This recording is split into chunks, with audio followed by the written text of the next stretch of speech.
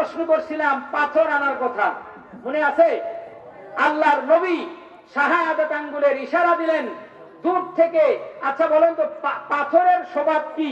একটা ভারী পাথর যদি আপনি পানির ভিতরে রাখা দেন, ও কি ভাসবে না নিচে তলায় যাবে? তলায় যাবে।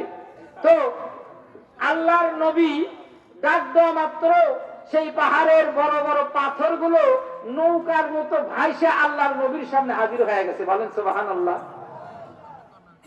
আল্লাহর নবী পাথরকে জিজ্ঞেস করলেন, পাথর বলো তোমার রবকে?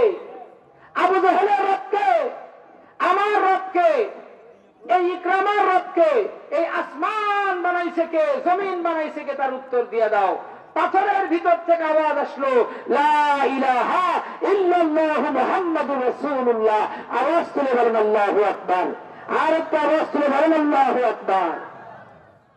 সম্মানিত ভাইরা, পাথরের মূর্তি নিয়ে আসছেন। মূর্তি বলে এই মূর্তিটার পূজা করে আবু জেহেল নিজে। এখন বলেন, বাদশা যে মূর্তির পূজা করে ওই মূর্তিটা কি দামি না অদামি? কথা বলেন, দামি না অদামি? দামি।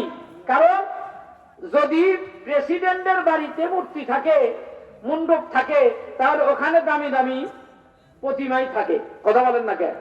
তো আবু জেহেলের নিজের পূজা করা মূর্তিটা দিয়া দিছে। তো এবার প্রশ্ন, যে সারা জীবন আবু জেহেলের পূজা করছে, এখন একে বলেন যে আবু জেহেলের মালিক কে? সুবহানাল্লাহ কোন?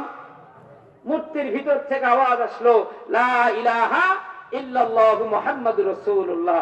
আওয়াজ তুলে বলেন সুবহানাল্লাহ।